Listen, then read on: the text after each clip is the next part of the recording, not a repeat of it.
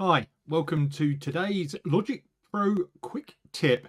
I'm going to show you 3 ways to create pulsing effects in Logic using 3 different plugins and techniques. Let's hear what the 3 sound like to start with. Okay, here's the basic sound to start with.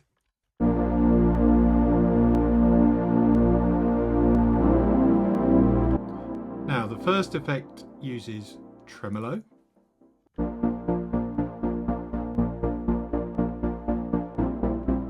That's a very regular one. The second is using step effects. So that's a bit more complicated and interesting. And the third one is using a noise gate and sidechain.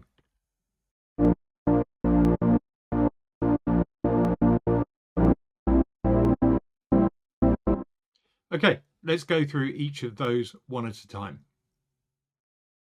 Okay, for all of these examples, I've used this analog waves sound from the synthesizer pad, and it's the analog waves. Do be careful because it does have delays built into it. So what I've had to do is go to the mixer and make sure I killed the reverb channels. Otherwise it affects the pulsing effect you get because it will just hold on to the note. This was what we start with.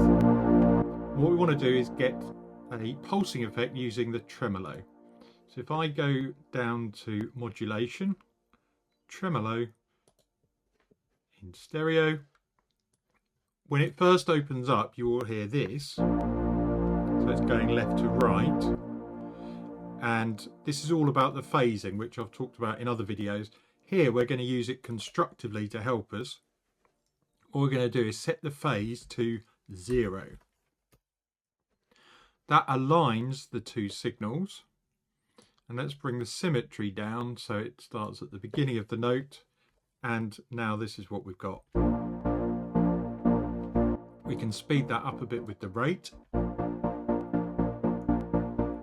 So you've got a regular 8th note now, and then you can play around with the different settings. You know, how deep do you want to cut into it, how smooth do you want it. So that's quite a nice setting. There you go, that's how to use the tremolo. Next up, we're going to use step effects. So under your audio units, you will find multi effects. We go to step effects, and then you get to play around with all sorts of fun things. So the default sounds like this, which is pretty cool. There are loads of different ones to play around with, as you can see here.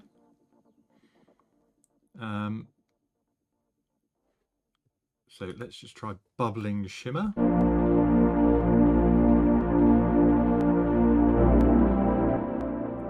Don't forget you can always use these little arrow keys underneath the preset to scroll through.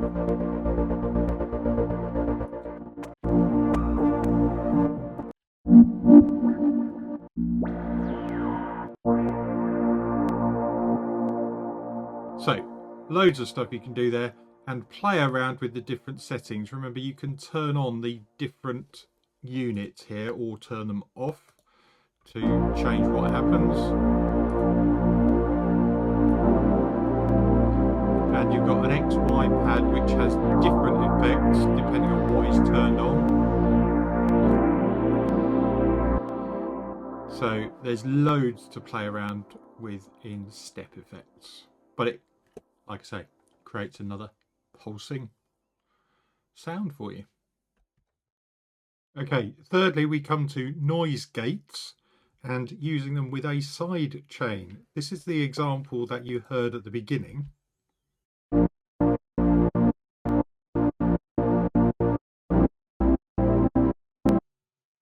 Okay, that sound is being generated by the Blue Ridge drum kit with a programmed hi-hat pattern in it. So if I activate this and put it back onto the main output,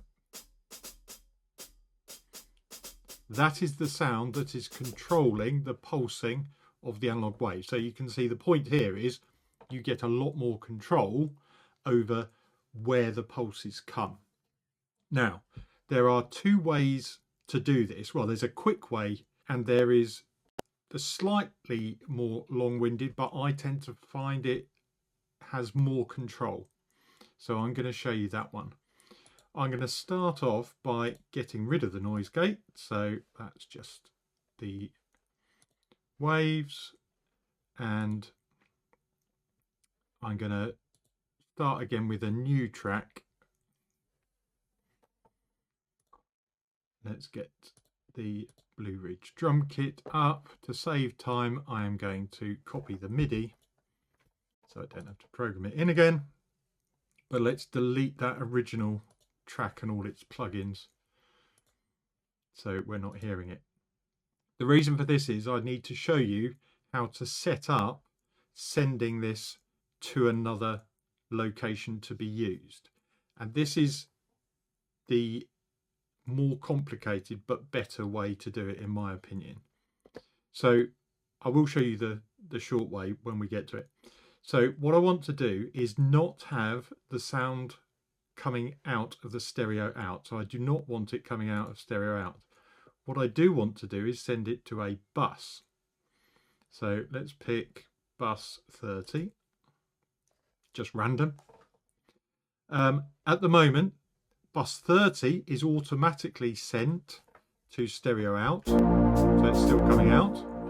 So we will change that so there is no output, and now we won't hear the hi-hat. But you notice there is still a signal going into that bus, which is exactly what we want. So that's the first thing. You program in a sound and you set it to go to a bus of your choice. Now, what we are going to do is go to Dynamics, Noise Gate, and this is where you would normally do normal noise gate settings, but what we're going to do is use this sidechain option, and we are going to set it to our Blue Ridge drum kit on bus 30.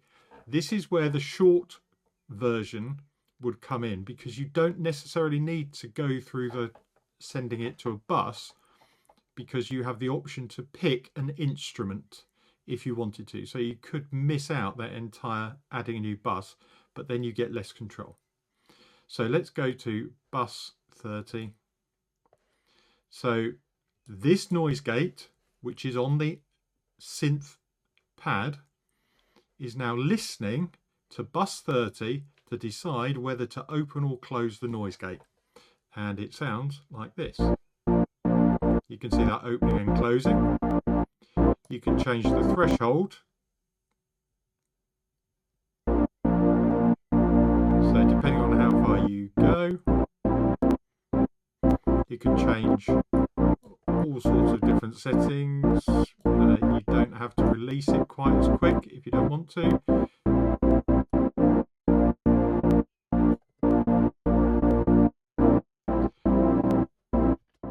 The good thing about this is you now have absolute control over how it works. So let's just change some of these. Let's put them into a regular pattern and you'll hear.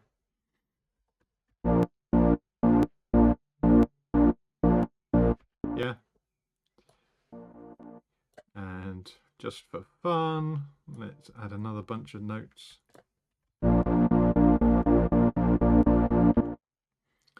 Or set them really weirdly. If they're too close together,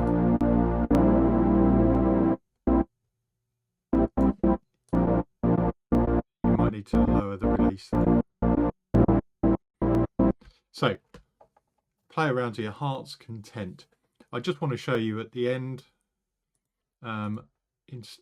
you can do this to other instruments. So I've just got BBCSO cello here.